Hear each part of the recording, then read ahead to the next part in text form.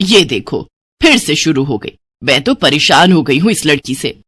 क्या हुआ माँ, क्यों इतना गुस्सा कर रही हो?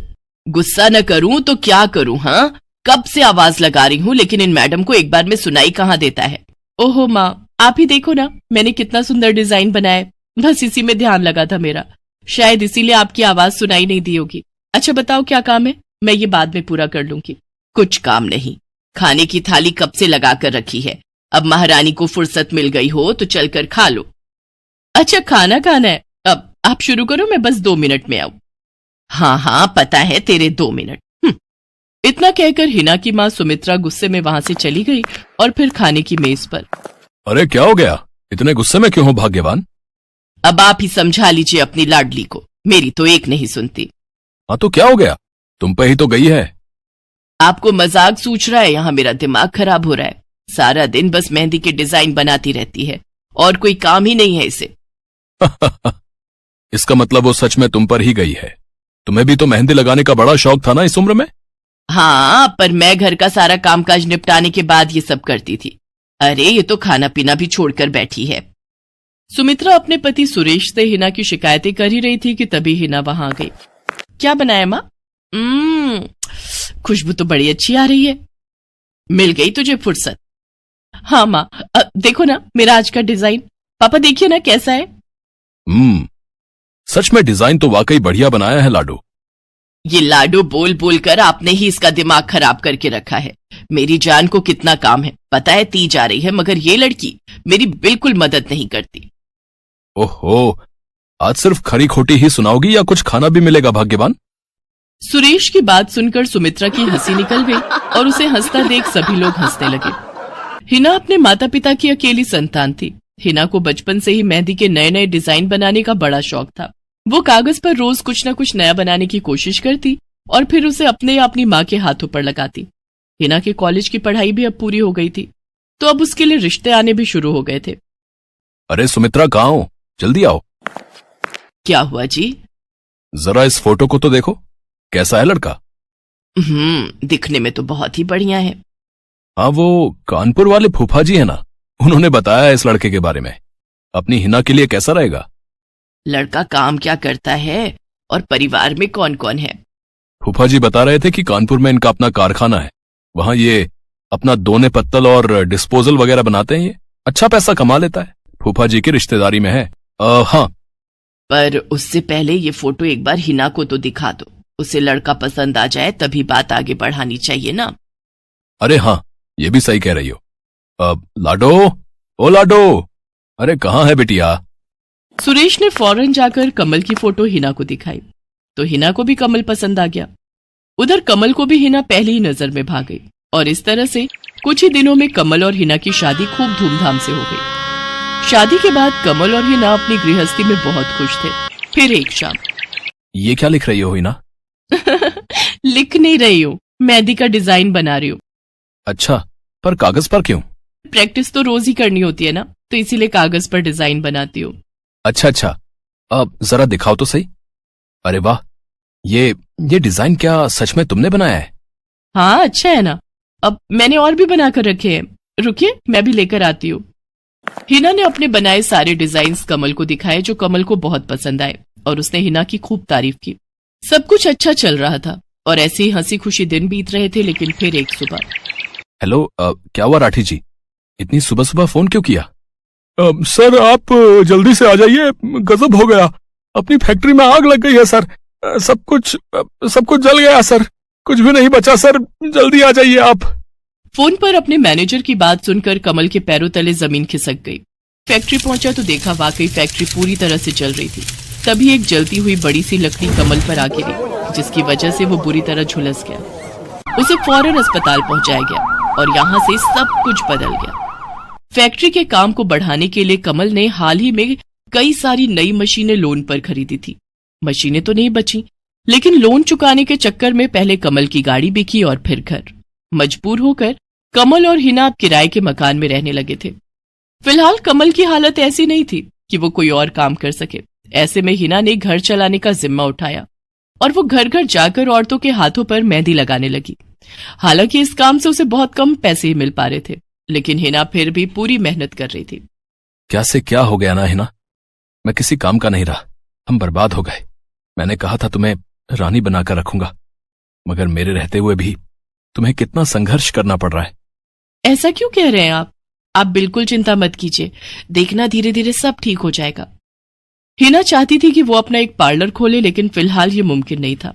मेहंदी लगाने का काम भी सीजन पर ही मिल पाता था, तो अब दिक्कत खाने पीने की भी होने लगी। ऐसे में हिना ने एक सेठ के घर मेड का काम करना शुरू कर दिया। और फिर एक दिन, सुन, तुझे कोई मेहंदी वाली पता है क्या?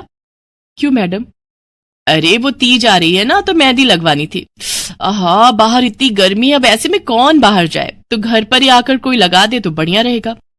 अब हाँ हाँ मैडम, मैं बहुत अच्छी मेहंदी लगाती हूँ, आप मुझसे लगवा लो। ना ना ना, अगर खराब कर दी तो? तीज की पार्टी है मेरे यहाँ, मेहंदी तो बढ़िया ही लगवानी है मुझे। मैडम आप बिल्कुल चिंता मत कीजिए, रुकिए, मैं अभी आपको कागज पर मेहंदी का डिजाइन बनाकर दिखाती हूँ, फिर आगे आप ही तय करना। इतना कहकर हिना ने फौरन एक कागज लिया और कुछ ही देर में उस पर एक बहुत ही सुंदर मेहंदी का डिजाइन बना दिया। और फिर, अरे वाह, ये तो सच में बहुत सुंदर है, बिल्कुल नया और बहुत ही खूबसूरत डिजाइन है।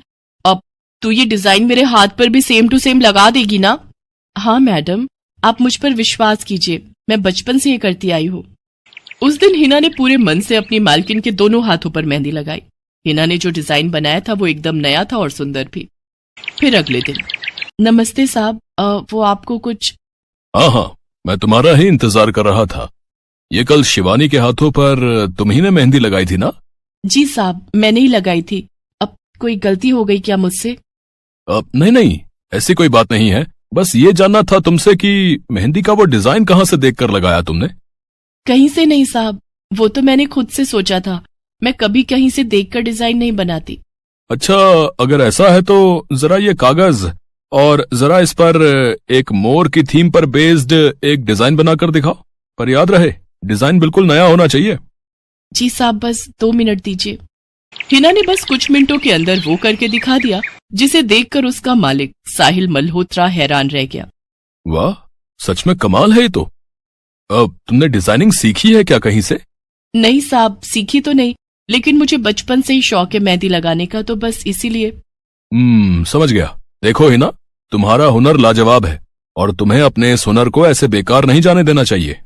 जी मतलब? तुम्हें पता है ना, मेरी फैक्ट्री में लेडीज कपड़ों के लिए कपड़ा बनता है, लेकिन काफी समय से मैं परेशान हूं क्योंकि सूट साड़ियों वगैरह के लिए मेरे पास नए डिजाइन की कमी पड़ गई है। लेकिन अब लगता है ये कमी नहीं रहेगी। बोलो, बतौर डिजाइनर मेरे लिए काम करोगी तुम? जी साहब, बिल्कुल करूंगी। ये हिना के लिए सपने के सच होने जैसा था। अब वो काम वाली बाई से एक डिजाइनर बन गई। वो साहिल की फैक्ट्री में बनने वाले कपड़ों के लिए हर रोज नए नए डिजाइन बनाने लगी और इसके बाद साहिल के फैक्ट्री में बनने वाले कपड़े की डिमांड काफी बढ़ गई और इसके चलते हिना को भी उसके काम की बढ़िया सैलरी मिलने लगी। हिना अब अपनी कमाई से न सिर्फ अपना घर खर्च चलाने लगी, बल्कि उसने शहर के बढ़िया डॉक्टर से कमल का इलाज भी कराया, जिससे कमल बहुत जल्दी ठीक हो गया और उसने भी काम करना शुरू कर दिया। पर इस सब में पूरा 1 साल बीत गया और एक बार फिर से तीज का त्योहार आया। देखिए तो कैसी लग रही हूं मैं? बिल्कुल चांद जैसी लग रही हो। हिना ने नई हरे रंग की साड़ी पहनी हुई थी जो उसने खुद डिजाइन की थी और वाकई वो उसमें बहुत ही सुंदर लग रही थी। हिना, तुम सच में बहुत बहादुर हो। मैं तो उस हादसे के बाद उठकर खड़ा ही नहीं हो पाता, लेकिन तुमने सब कुछ ठीक कर दिया। तीज का ये त्योहार ही इसलिए है जी, मैं आपको कभी कुछ नहीं होने दूंगी।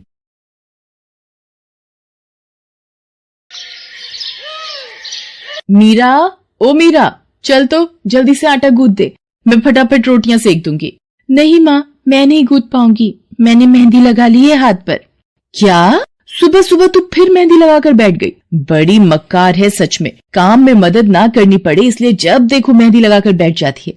चल जल्दी से हाथ धोकर आ मेरे पास, मुझे काम पर जाने के लिए देर हो रही है। माँ बस आज कर लो ना, देखो ना मैंने कितनी मेहनत से कितना सुंदर डिजाइन बनाया है। लेकिन जैसे ही उसकी नजर मीरा के हाथों पर पड़ती है, उसका गुस्सा पल भर में गायब हो जाता है। वो मीरा से कहती है, अरे वाह मीरा, तूने तो बड़ी सुंदर मेहंदी लगाई है। हाँ माँ, वो शांति दीदी ने मुझे एक किताब दी थी कल, उसमें बड़े सुंदर सुंदर डिजाइन बने हैं, बस उसी में से देखकर लगाई है मैंने। सुंदर है ना? हाँ बहुत सुंदर है। अरे लेकिन मुझे तो ओफो, फिर लगा लिया ना तूने बातों में। पहले से ही देर हो रही है, ऊपर से तू भी मेहंदी लगाकर महारानी जैसे बैठ गई है। माँ, तुम इतना परेशान क्यों होती हो? 1-2 घंटे में जब मेरी मेहंदी सूख जाएगी तो मैं घर के सारे काम कर दूंगी। मीरा की बात मानकर कावेरी काम पर चली जाती है। वो एक बड़ी सोसाइटी के घरों में काम करती थी और इसी काम से कावेरी और मीरा का गुजारा चलता था। कावेरी के पति की कई साल पहले एक सड़क हादसे में मौत हो गई थी। तब से कावेरी पर ही सारी जिम्मेदारी थी। मीरा भी घर के कामों में उसका पूरा हाथ बटाती थी। मीरा को मेहंदी लगाना बहुत पसंद था। उसने अपने घर के पीछे मेहंदी के कई सारे पौधे लगा रखे थे, जिनका वो बहुत ख्याल रखती थी। वो अपने हाथों से मेहंदी के पत्तों को पीसकर अपने हाथों में लगाने के लिए तैयार करती थी। फिर एक दिन, मीरा, हमें इस जगह पर थोड़ी मोड़ी खेती कर लेनी चाहिए। ये मेहंदी के पौधों से कुछ कमाई थोड़ी ही हो रही है, खेती कर लेंगे तो कुछ पैसे ही बन जाएंगे। नहीं माँ, मेरे मेहंदी के पौधों को हाथ भी मत लगाना। बाजार से मेहंदी खरीदने के तो पैसे हैं नहीं हमारे पास, अब इन्हें तो रहने दो। ये कहते हुए मीरा की आंखों में आंसू थे। कावेरी उसके सिर पर हाथ रखते हुए कहती है, मीरा, मैं जानती हूँ तुझे मेहंदी लगाना बहुत अच्छा लगता है, लेकिन बेटा अपनी हालत तो तुझे पता ही है ना, मैं कितनी मुश्किल से। माँ, सब समझती हूँ मैं, जाओ कर लो जो करना है। इतना कहकर मीरा रोते हुए वहाँ से चली जाती है। कावेरी को उसके लिए बुरा लग रहा था। वो मीरा की मेहंदी के पौधों को कुछ नहीं करती।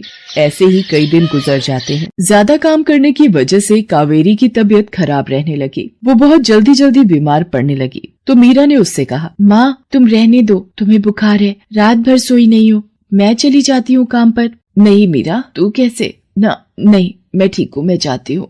कावेरी जैसे ही उठकर चलने की कोशिश करती है, अचानक उसे चक्कर आ जाता है। मीरा उसे सहारा देकर बिस्तर पर लिटा देती है और उससे कहती है, बस माँ, अब तुम आराम करोगी और काम पर अब से मैं जाऊंगी। कावेरी घर पर रहकर आराम तो कर रही थी, लेकिन वास्तव में उसे अच्छे इलाज की भी जरूरत थी, जिसके लिए पैसे थे नहीं। दूसरी तरफ अब हर रोज मीरा काम पर जाती और लौटकर घर के भी सारे काम उसे ही करने पड़ते थे। इस सब में उसे मेहंदी लगाने का बिल्कुल भी वक्त नहीं मिल पाता था। मीरा, कितने दिन हो गए तूने मेहंदी नहीं लगाई? हाँ माँ, बस मन नहीं कर रहा। अच्छा, मेहंदी लगाने का तेरा मन नहीं? मैं सब जानती हूँ। मैंने बिस्तर पकड़ लिया है और मेरी फूल सी बच्ची पर सारे काम पड़ गए हैं। अब बस बहुत हो गया आराम। मीरा, जा, तू जाकर मेहंदी लगा ले, आज मैं जाऊंगी काम पर। नहीं माँ, तुम कहीं नहीं जाओगी, मैं कर लूंगी सब। और मैं सच बोल रही हूँ, मैं बड़ी हो गई हूँ, ये मेहंदी का मुझे शौक नहीं। इतना कहकर मीरा काम पर जाने के लिए घर से निकल जाती है। कावेरी की आंखों में आंसू आ जाते हैं। मीरा सोसाइटी के कई घरों में काम करती थी। उन्हीं में से एक घर आरती का भी था। उसके घर पर तीज का त्योहार बड़े धूमधाम से मनाया जाता था। तीज की तैयारियों में मीरा भी मदद कर रही थी। इसी बीच, अरे ऐसे कैसे? मैंने सारे रिश्तेदारों को बुला लिया है, मेरी सारी फ्रेंड्स भी आने वाली हैं। मैं क्या कहूँगी उन्हें? फोन पर काफी देर बहस करने के बाद आरती फोन रख देती है। उन्हें उदास देखकर मीरा उससे पूछती है, क्या हुआ मैडम जी, आप कुछ परेशान लग रहे हो? हाँ मीरा, बड़ी मुसीबत हो गई। कल तीज का फंक्शन है, मैंने सबको मेहंदी लगवाने के लिए यहीं बुला लिया है और आखिरी मौके पर ये पार्लर वाली धोखा दे गई। कह रही है कल नहीं आ पाएगी। अब क्या होगा? इतनी जल्दी कौन तैयार होगा सबको मेहंदी लगाने के लिए? मैडम जी, वैसे मैं भी ठीक ठाक मेहंदी लगा लेती हूँ। अरे हाँ, कावेरी ने मुझे बताया तो था एक बार कि तुझे मेहंदी लगाने का बहुत शौक है। वैसे मुझे तो कोई परेशानी नहीं है, तू देख ले बेटा, बहुत सारे हाथ लगाने होंगे और मेहंदी बढ़िया लगनी चाहिए सबके। आप बिल्कुल चिंता मत करिए मैडम जी, मैं सब अच्छे से करूँगी। बहुत दिनों बाद मीरा के चेहरे पर खुशी थी। उसने घर पहुंचते ही मेहंदी के खूब सारे पत्ते तोड़कर पत्थर पर पीसना शुरू कर दिया। ये देखकर कावेरी ने मीरा से कहा, अरे मीरा, शाम हो गई है, अब मेहंदी मत लगा, मौसम भी ठंडा है बेटा। ये मेहंदी मैं अपने लिए नहीं पीस रही माँ, वो 5वें फ्लोर वाली मैडम जी है ना, कल उनके यहाँ लगानी है। अच्छा बेटा, पर ध्यान से बेटा, वो बड़े लोग हैं, कोई गलती ना हो जाए। माँ, तुम बिल्कुल चिंता मत करो, मेहंदी लगाने में मुझसे कभी कोई गलती हो ही नहीं सकती। मीरा खूब सारी मेहंदी तैयार करके अगले दिन आरती के घर पहुंच जाती है। वो अपनी मेहंदी को कोन में भरने लगती है कि तभी आरती की एक फ्रेंड आरती से, आरती, ये किसे बुला लिया तुमने? मैंने जिस पार्लर का नंबर दिया था तुम्हें, उससे बात नहीं हुई क्या? हुई तो थी, लेकिन उसने आखिरी वक्त पर मना कर दिया। तुम बिल्कुल चिंता मत करो, ये मीरा है, मेरी हाउसमेड है ना कावेरी, ये उसी की बेटी है, बहुत अच्छी मेहंदी लगाती है ये। ओफो आरती, तुम भी ना, पार्लर की बात अलग होती है, उन लोगों का मटेरियल ब्रांडेड होता है, मेहंदी के रचने की गारंटी मिलती है वहाँ से। और इसकी मेहंदी तो मुझे कुछ समझ नहीं आ रही, इस पर तो कोई लेबल तक नहीं है। अगर कुछ गलत रिएक्शन हो गया हाथों पर तो। आप बिल्कुल चिंता मत कीजिए मैडम जी, ये मेहंदी मैंने खुद पीस कर तैयार की है। मेरे पास बहुत सारे मेहंदी के पौधे हैं, इसमें कुछ भी ऐसा नहीं है जो आपके हाथों को नुकसान दे। ना भाई ना, सॉरी आरती, बट मैं अपने हाथों को लेकर कोई रिस्क नहीं ले सकती। तुम सब लगवाओ, मैं तो पार्लर जाकर ही लगवाऊंगी। इतना कहकर आरती की दोस्त शालिनी वहाँ से चली जाती है। आरती मीरा को इशारा देकर काम शुरू करने को कहती है। अरे वाह, मानना पड़ेगा, इस बच्ची ने कमाल की मेहंदी लगाई है।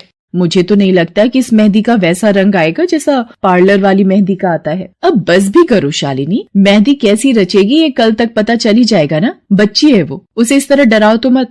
अरे मुझे क्या, मेरे हाथ कौन सा खराब होने वाले हैं, तुम ही लोग लगवाओ और तुम ही भुगतना। शालिनी गुस्से में वहाँ से चली जाती है। उसे पूरा यकीन था कि मीरा की मेहंदी रचेगी नहीं, साथ ही हाथों पर उसका गलत रिएक्शन भी हो सकता है, लेकिन जो हुआ वो इससे बिल्कुल अलग था। अगले दिन मीरा के घर पर। अरे मैडम जी, आप यहाँ? आपने तो आज काम पर आने के लिए मना किया था ना, मैं इसीलिए नहीं आई। हाँ, कल तुम कितना थक गई थी, इसीलिए मैंने आने को मना किया। मैं यहाँ तुम्हें काम पर बुलाने नहीं बल्कि किसी और काम से आई हूँ। अंदर नहीं बुलाओगी? अरे माफ कीजिएगा मैडम जी, आइए अंदर आइए। आरती को देखकर कावेरी भी बिस्तर से उठकर खड़ी हो जाती है। आरती के साथ उसकी दोस्त शालिनी भी थी। मीरा उन दोनों को पानी देते हुए कहती है, ये लीजिए मैडम जी, मेहंदी तो ठीक से रची ना मैडम जी? ये तुम्हें मैं नहीं शालिनी बताएगी। फिर शालिनी अपने हाथ मीरा की तरफ बढ़ा देती है। उसके हाथों पर कई जगह छाले पड़े हुए थे। ये देखकर मीरा उससे कहती है, अरे ये क्या हुआ मैडम जी? मैंने तुमसे मेहंदी नहीं लगवाई, उल्टा तुम्हारा अपमान करती रही,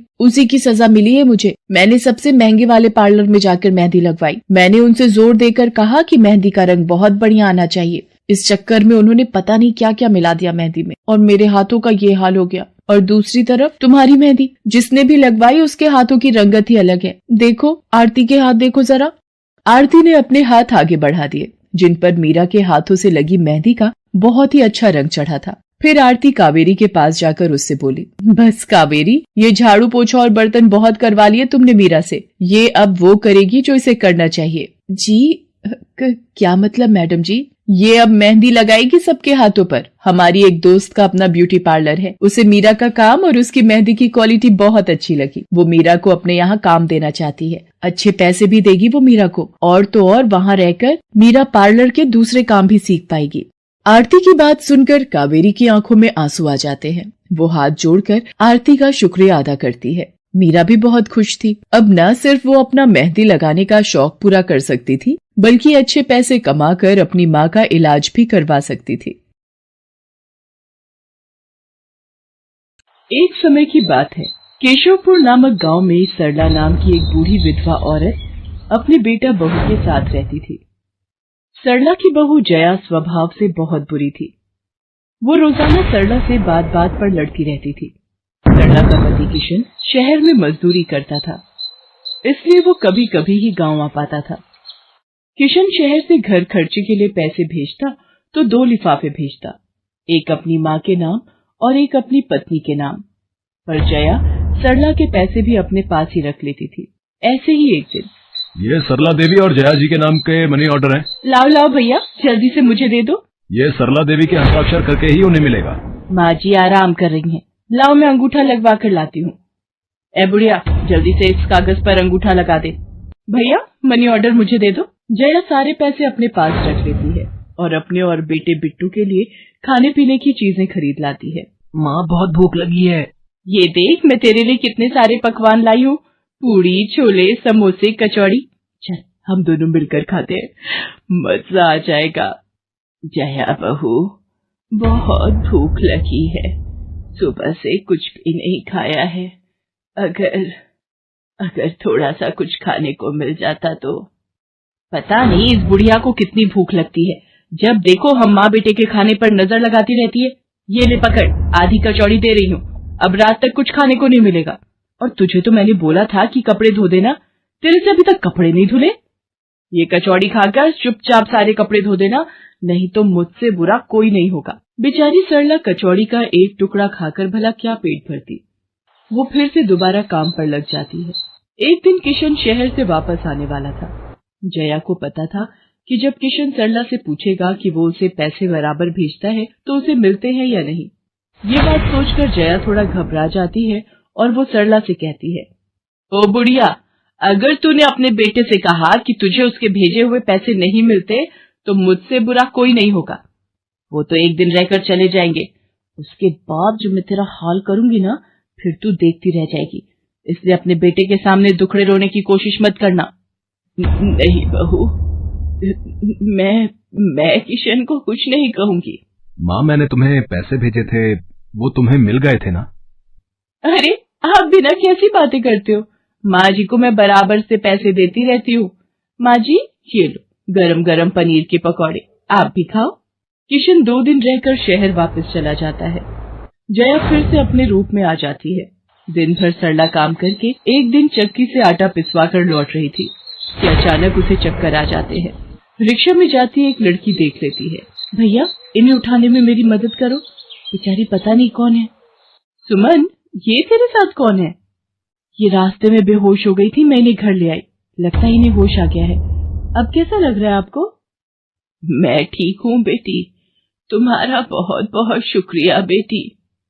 माँ जी, आप इतनी भारी आटे की बोरी अकेले ही उठा कर ले जा रही थी, आपके बच्चे या कोई? सरला की आंखों में आंसू आ जाते हैं, वो रो पड़ती है।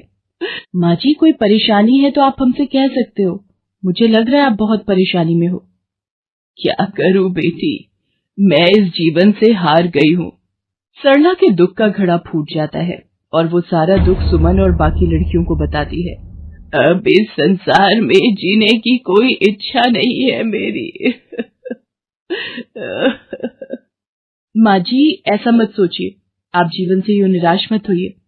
अब आप अपनी बहू के पास वापस मत जाना, आप यहाँ हमारे साथ रहो। बेटी, तुम बहुत अच्छी हो, भगवान तुम्हारा भला करे। तुम लोग यहाँ गांव में रहती हो क्या? जी माँ जी, हम मेहंदी वाली हैं। हम लोग मेहंदी लगाने का काम करती हैं और आसपास के गांव और शहरों में मेहंदी लगाने जाती हैं। क्या मैं भी ये काम सीख सकती हूँ? क्यों नहीं, बिल्कुल, और ये तो बहुत अच्छी बात है। हमारे ग्रुप में आप भी जुड़ जाओगे, मैं आपको मेहंदी लगाना सिखाऊंगी। सरला अब उन लड़कियों के साथ ही रहने लगी और कुछ ही समय में वो बहुत अच्छी मेहंदी लगाना सीख गई। इधर जया सरला के कुछ दिन तक वापस न आने से घबरा जाती है। ये बुढ़िया इतने दिनों से कहाँ गायब है, मुझे तो कोई खोज खबर नहीं है। बिट्टू के बापू ने हम सबको अचानक शहर बुलाया है, वहां जाकर अब यही बोलना पड़ेगा कि बुढ़िया की तबीयत खराब थी इसलिए नहीं ला सकी। जया बिट्टू को लेकर किशन के पास शहर पहुंचती है। क्या हुआ जया, माँ तुम्हारे साथ नहीं आई?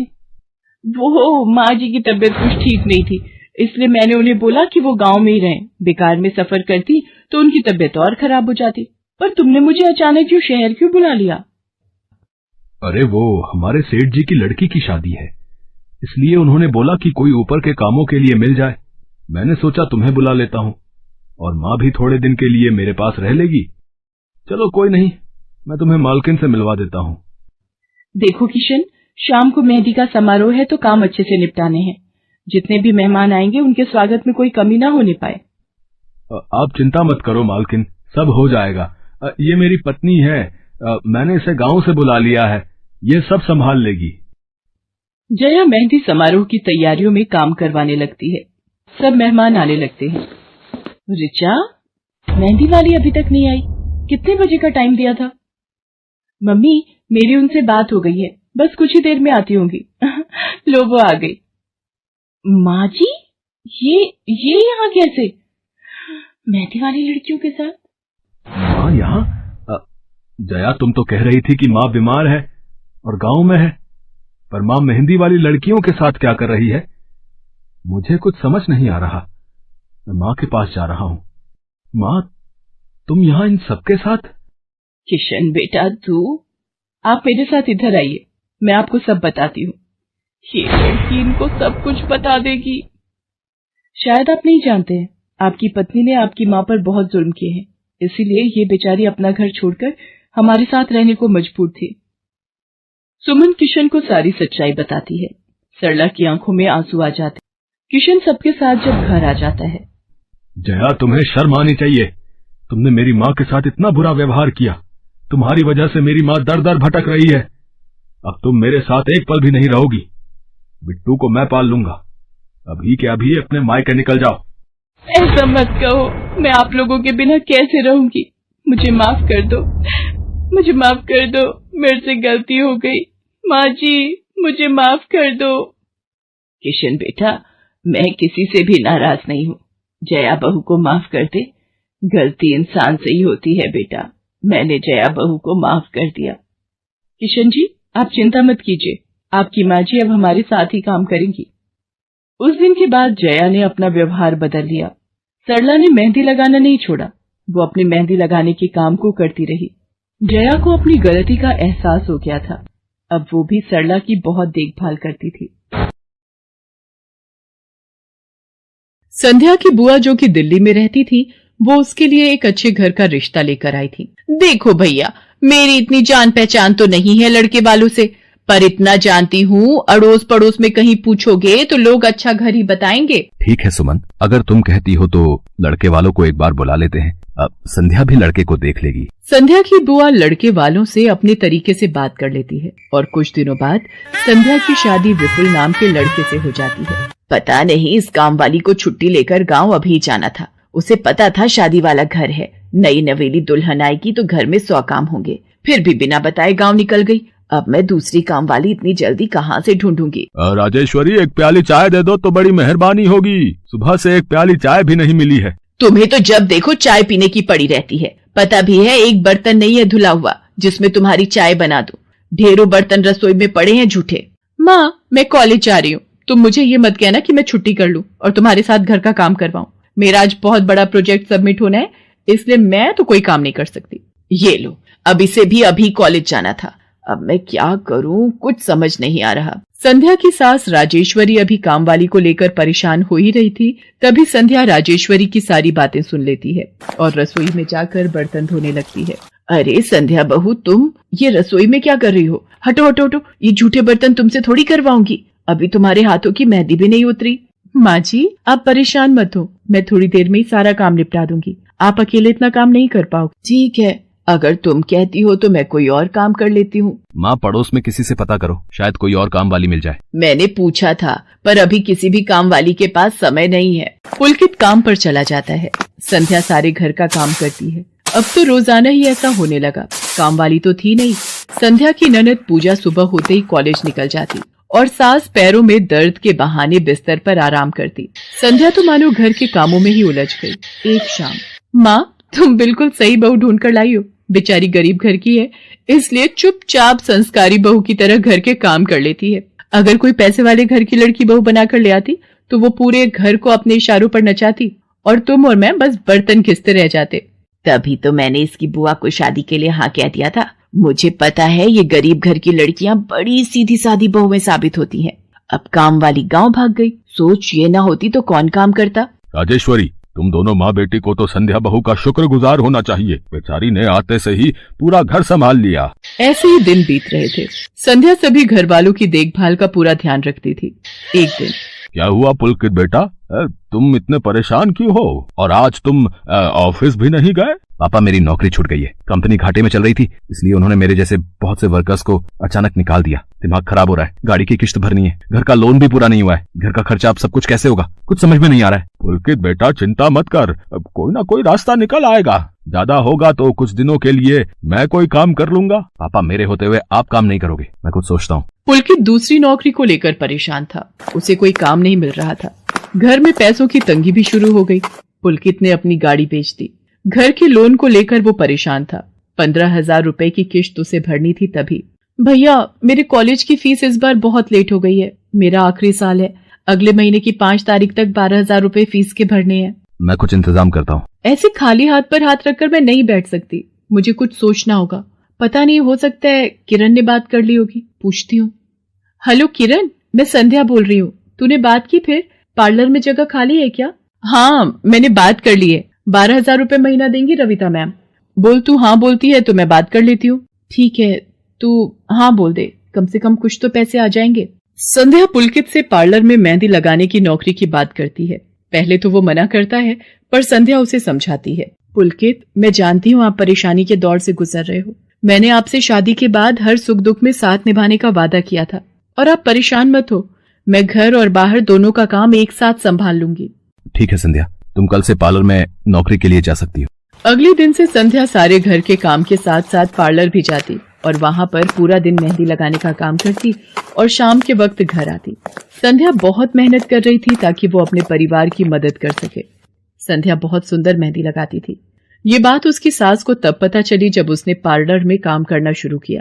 संध्या को पार्लर में काम करते हुए 1 महीना बीत चुका था। पार्लर की मालकिन रविता भी संध्या के मेहंदी लगाने के काम को देखकर बहुत खुश थी। संध्या, तुम सचमुच बहुत मेहनती हो।